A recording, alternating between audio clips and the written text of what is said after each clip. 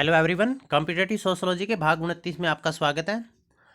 आज इस वीडियो में हम एस्टेट पीजीटी सोशोलॉजी का जो दो जनवरी 2021 को हुआ था उसका सॉल्यूशन बताएंगे। एक एक क्वेश्चन का इंग्लिश और हिंदी दोनों मीडियम में क्वेश्चन पेपर आपका आता है। पहला क्वेश्चन है इसमें, पियरे बोर्दियो के मतानुसार संस्कृति की प्रत्येक शाखा को उत्पादित करता है। संस्कृति की प्रत्येक शाखा को उत्पादित कौन करेगा? वो सामाजिक फील्ड करेगा।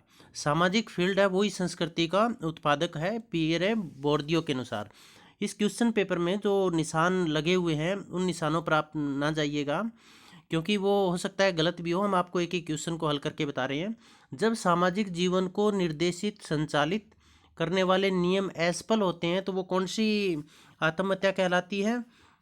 वो कहलाएगी अप्रतिमानित। दुर्खीम ने क्या कहा था? दुर्खीम ने जो सुसाइड पुस्तक लिखी थी उस पुस्तक में आत्महत्या के 3 प्रकार बताए थे।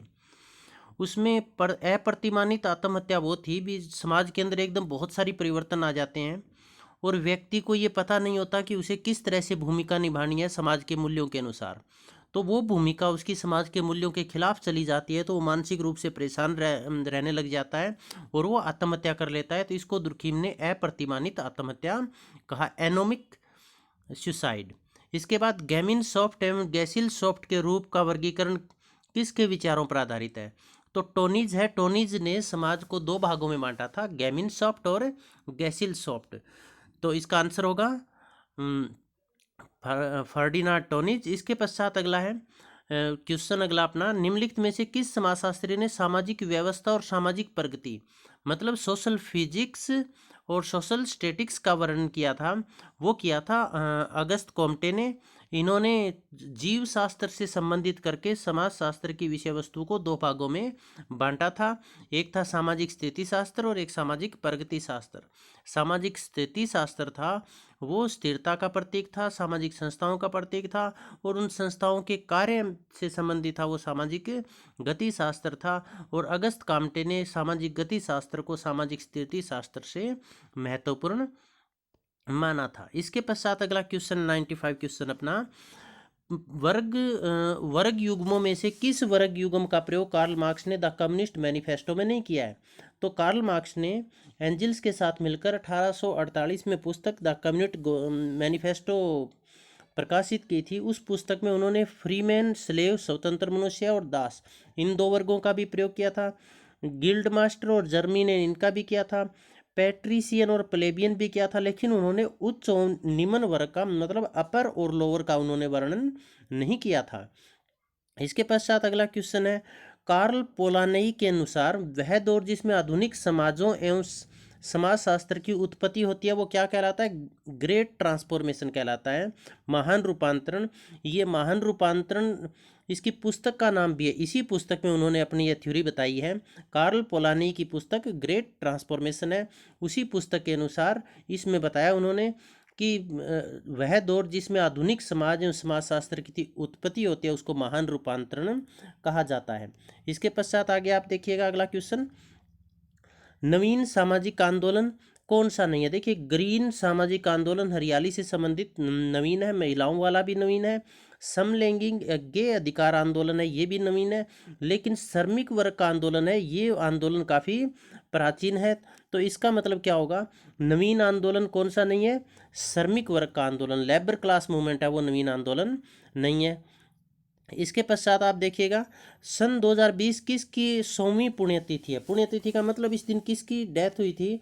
तो इस दिन मैक्स वेबर की डेथ हुई थी। 1864 में इनकी जन्म हुआ था और 1920 में इनकी मृत्यु हुई। तो 1920 में 100 साल यदि हम जोड़ते हैं तो 2020 बनता है। मार्टेन्स्क्यू की मृत्यु 1755 में हुई थी, जबकि इसका सही आंसर क्या होगा? इसका सही आंसर होगा मैक्स वेबर।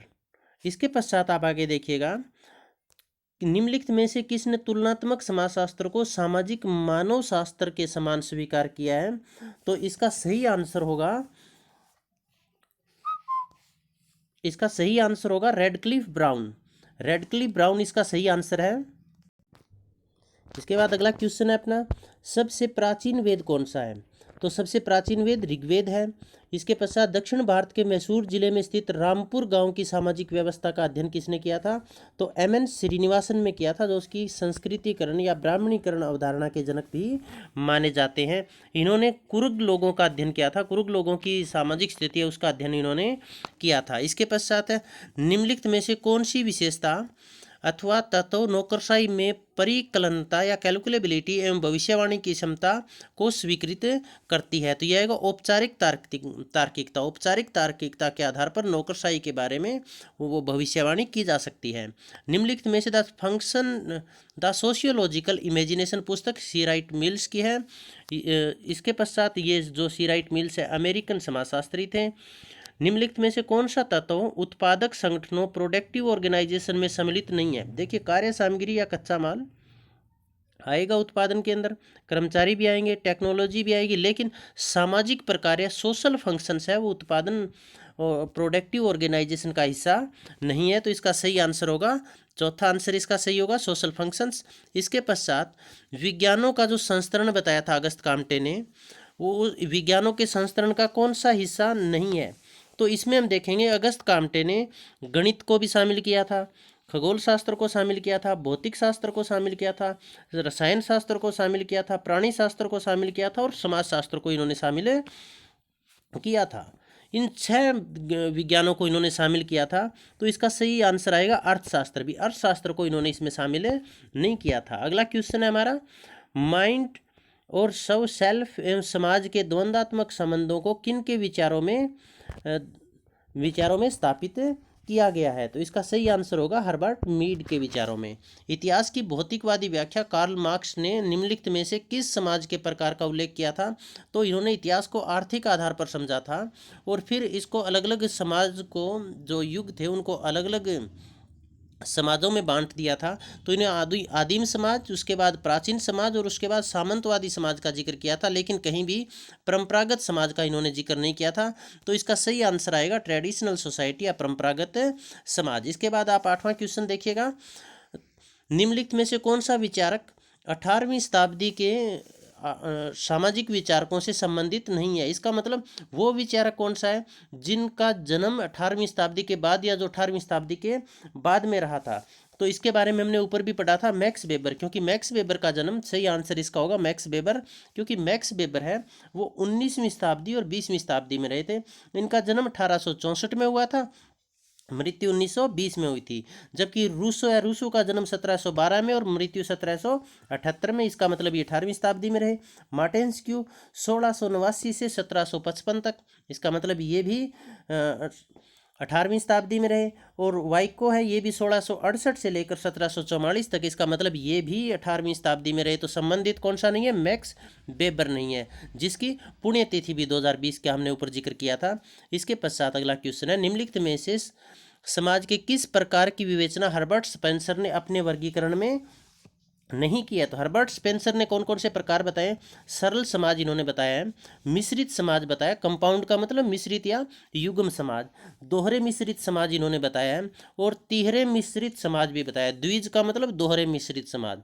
तो इन्होंने सरल युग्म समाज का कहीं भी जिक्र नहीं किया था। तो इसका सही आंसर आएगा सरल युग्म समाज या सिंपल कंपाउंड सोसाइटी। इसका मैक्स वेबर ने कहीं भी जिक्र नहीं किया था। इसके पश्चात अगला क्वेश्चन है, समाज में मानसिक विकास के निम्नलिखित चरणों में से किस चरण का उल्लेख L.T. हाबाउस ने नहीं किया? तो L.T. हाबाउस ने किसका उल्लेख नहीं किया?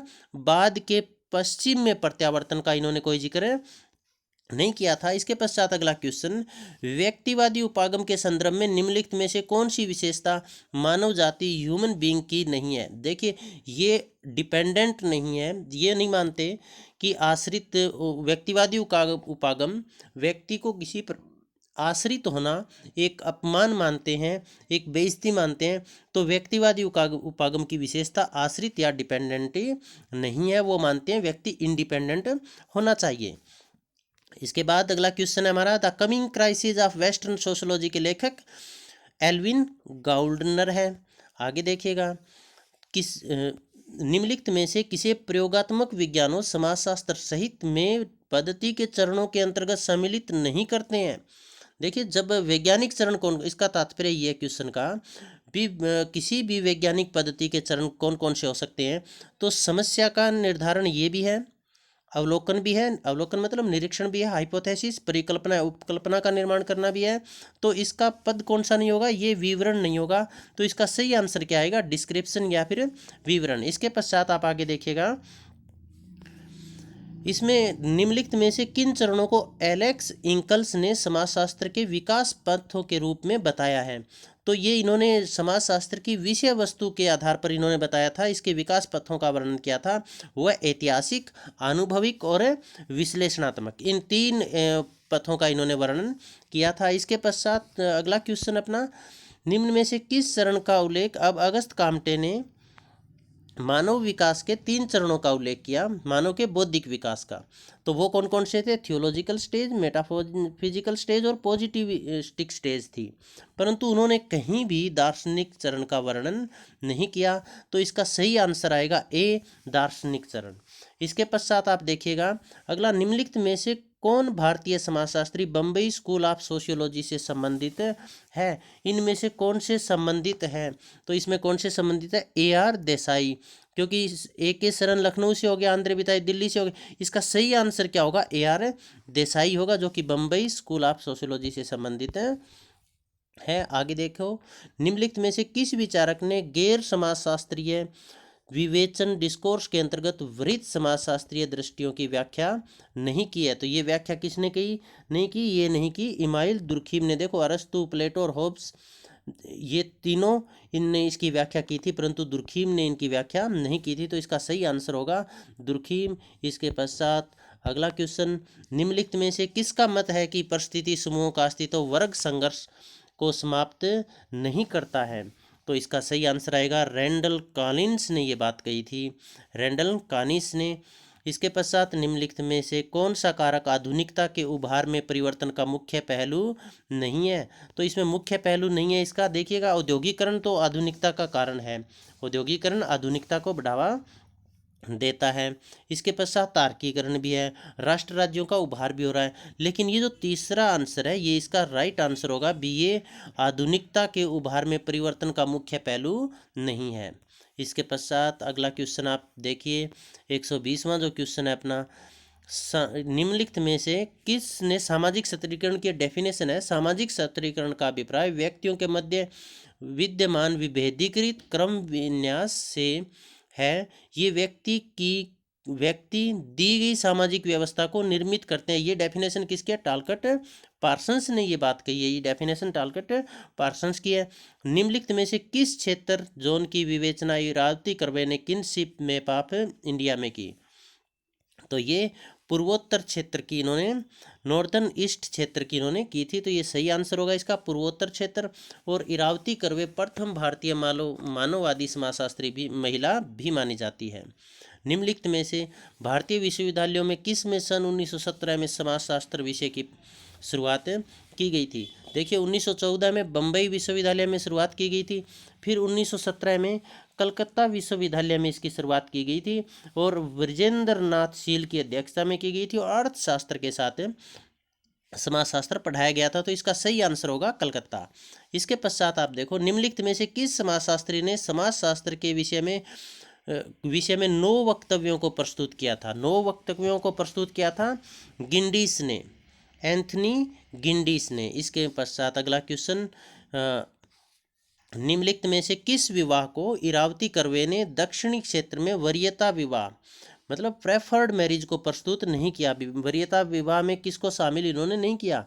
तो पुरुष का अपनी बड़ी बहन की पुत्री से विवाह, ये इन्होंने किया था।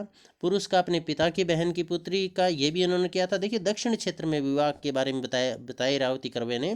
पुरुष का अपने मामा की पुत्री के साथ भी किया था, लेकिन पुरुष का अपने पिता के भाई की पुत्री के साथ इन्होंने कोई वर्णन नहीं किया था। तो इसका राइट आंसर होगा 3, 124 का।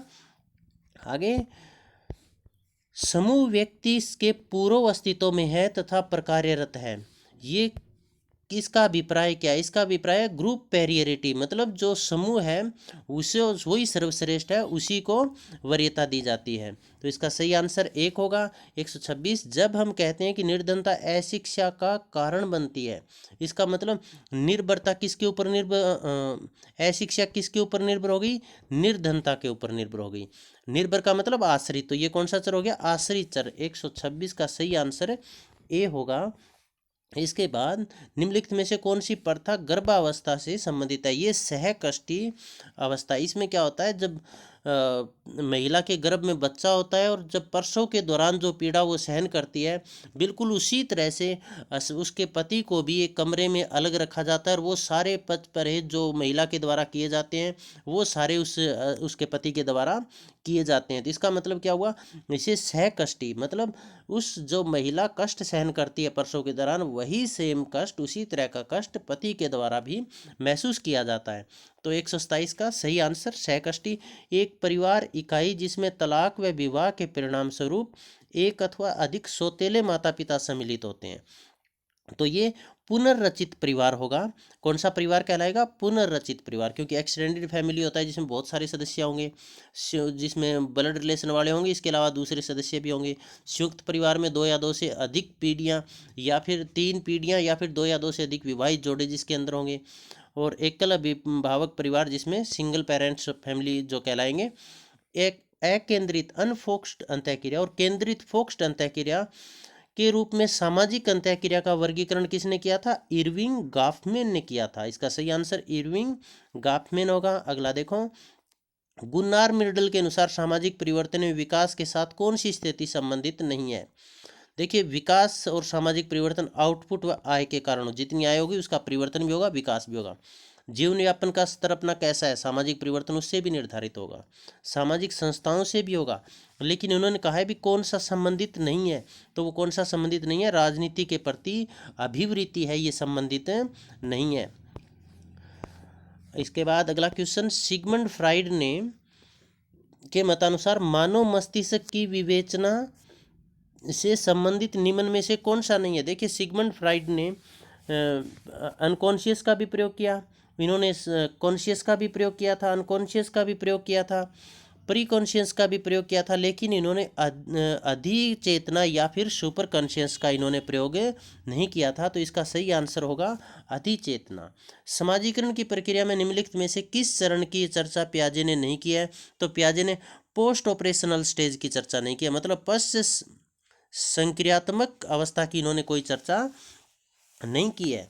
आगे इसके पश्चात आप देखिएगा, भारत में परिवार की आंतरिक संरचना, शक्ति व सत्ता, भावुकता एवं कार्य की उप संरचनाएं हैं, यह मत किसका है?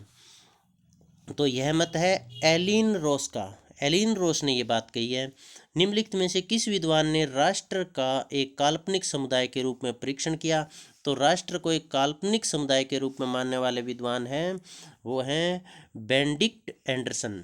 Benedict Anderson. इसके पश्चात अगला क्वेश्चन, तथ्य संकलन की निम्नलिखित पद्धतियों में से कौन सी गैर साक्षर जनसंख्या से निर्मित निदर्शन पर प्रयुक्त नहीं की जा सकती?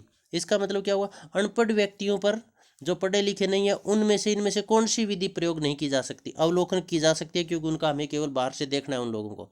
केस स्टडी में भी हमें उन व्यक्ति के बारे में जानकारी हासिल करनी है। साक्षात्कार अनुसूची का मतलब हम एक प्रश्नों की सूची लेकर जाएंगे और आमने सामने के संपर्क में प्रश्न पूछकर उनसे फिलअप करेंगे, तो भी कोई समस्या नहीं है, अनपढ़ हो या ना हो, क्योंकि हम बोलकर क्वेश्चन बता देते हैं। लेकिन प्रश्नावली विधि वो है जिसमें प्रश्नों की सूची डाक के माध्यम से उत्तरदाता के पास भेजी जाती है, और यदि वो अनपढ़ है, निरक्षर है, तो वो प्रश्नों को पढ़ नहीं पाएगा। तो कौन सी विधि होगी? इसका सही आंसर क्या होगा? भी गैर साक्षर या फिर अनपढ़ व्यक्तियों पर कौन सी विधि का प्रयोग नहीं किया जा सकता? क्वेश्चनेयर या प्रश्नावली विधि का। तो इसका सही आंसर क्वेश्चनेयर। आगे, निम्नलिखित में से कौन सा युग्म जो कि समाजशास्त्री के नाम एवं अध्ययन स्थान से निर्मित हुआ है? तो इसमें कौन सा ऐसा नाम है? तो इसका सही होगा KM कपाड़िया नवासरी। इसके बाद निम्नलिखित में से कौन सा वर्ण द्विज जिसका दूसरी बार जन्म हुआ है, अर्थात ट्वाइन बोर्न श्रेणी में सम्मिलित नहीं है? तो शूद्र इस श्रेणी में सम्मिलित नहीं है। निम्नलिखित में से कौन से रिसक सोसाइटी, ये पुस्तक है रिसक सोसाइटी, इसके लेखक अल्रिच बेक है। अगला इसके पश्चात देखिए 139, किस पुस्तक के लेखक कार्ल मार्क्स नहीं है? देखो द गुंड्रिक्स कार्ल मार्क्स ने लिखी, कम्युनिस्ट मैनिफेस्टो कार्ल मार्क्स और एंजिल्स ने लिखी, the class struggle in France Karl Marx ने लिखी, लेकिन ये the origin of the family private property and the state ये फ्रेडरिक एंजल्स ने लिखी थी। उन्होंने इस पुस्तक में बताया था कि शोषण की सबसे पहली संस्था है वो परिवार है, परिवार शोषण की पहली संस्था रहा, और पहला जो समूह था शोषक वर्ग था वो पहला पुरुष था, और शोषित वर्ग जो पहला था वो महिला थी। तो the origin of the family private and property and the state ये फ्रेडरिक एंजल्स के द्वारा लिखी गई है, कार्ल मार्क्स की पुस्तक नहीं है। तो राइट आंसर इसका ये होगा। इसके बाद आप आगे देखिए, निम्नलिखित में से कौन सी विशेषता मेल्विन एम ट्यूनिन के सामाजिक सत्रीकरण विचारों के संदर्भ में गलत है? तो इसका सही आंसर यह है अपने स्वरूपों में एक सी है, ये इसका सही आंसर होगा। आगे मॉडर्नाइजेशन ऑफ इंडियन ट्रेडिशनल, बहुत इंपॉर्टेंट पुस्तक योगेंद्र सिंह के द्वारा लिखी गई है। उन व्यक्तियों का एक संकलन जिनकी परिस्थितियां समान हैं और जो समान भूमिकाओं का निर्वाह करते हैं, समान परिस्थितियां और समान भूमिकाओं का निर्वाह करते हैं, तो उनको हम कहेंगे सामाजिक श्रेणी। समिति क्यों नहीं कहेंगे? क्योंकि समिति किसी विशेष उद्देश्य से आधारित इसका निर्माण होता है। तो इसका राइट आंसर होगा सामाजिक श्रेणी। इसके बाद निम्नलिखित में से भूमिका के किस प्रकार की व्याख्या टालकट पार्सन्स ने की है? तो टालकट पार्सन्स ने जो व्याख्या की है वो है इसकी अस्वस्थ भूमिकाएं, सिक्स रोल्स इनके टालकट पार्सन्स ने व्याख्या की है। इसके बाद जब संस्कृति, स्वरूप, कल्चर, पैटर्न एक समूह से दूसरे समूह में तथा एक संस्कृति से दूसरी संस्कृति में फैलते हैं तो उसको कल्चर डिफ्यूजन कहते हैं, मतलब उसका फैलाव, संस्कृति विसरण। आगे इनके बाद निम्नलिखित में से किस विचारक ने परिवार व्यवस्था में सहयोगमूलक संघर्ष की चर्चा की है? तो अमर्त्य सेन ने की थी कॉन्फ्लिक्ट, कोऑपरेटिव कॉन्फ्लिक्ट की चर्चा।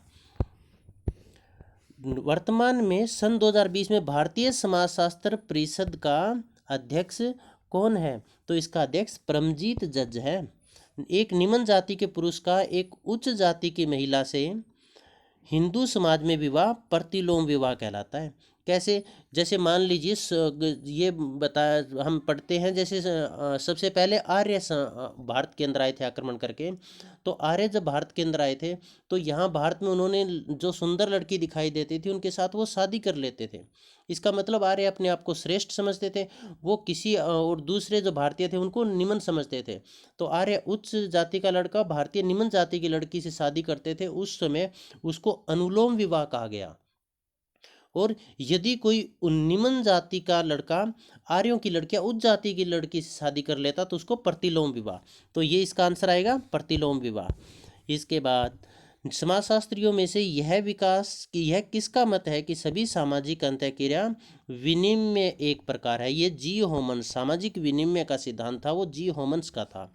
ये विश्वविद्यालय रामगंज के समाजशास्त्र विभाग का विभागाध्यक्ष, देखिए इस क्वेश्चन में डाउट है, यदि विभागाध्यक्ष पूछ लिया इसने तो यहाँ पर तो आएगी परिस्थिति, विभागाध्यक्ष के आधार पर इसका आंसर परिस्थिति होगा। हेड ऑफ द सोशोलॉजी, यहाँ पर हेड ऑफ द डिपार्टमेंट नहीं पूछा है, the head department of sociology इन्होंने पूछा है। तो इसके हिसाब से ये ऑफिस होना चाहिए आंसर। जब इंग्लिश और हिंदी में डाउट हो तो इंग्लिश वाला सही माना जाता है, तो इसकी हिंदी है तो वो थोड़ी सी ट्रांसलेशन में प्रॉब्लम हुई, इसीलिए इसका जो हिंदी के हिसाब से देखेंगे तो इसका आंसर परिस्थिति आएगा। और यदि इंग्लिश के हिसाब से देखेंगे the head department of sociology, मतलब सोशोलॉजी डिपार्टमेंट यदि पूछा इसने तो वो तो ऑफिस हो गया, और सोशोलॉजी डिपार्टमेंट का विभागाध्यक्ष यदि पूछा है यहाँ पर तो वो परिस्थिति होगा। अगला क्वेश्चन, निम्नलिखित में से किस समाजशास्त्री ने वर्ग परिस्थितियों दल को सत्रीकरण के स्वतंत्र स्वरूपों में प्रस्तुत किया था? ये थे मैक्स वेबर। तो ये अपना क्वेश्चन जो अभी हाल ही में हुआ है वो था। आपके सबका बहुत बहुत धन्यवाद।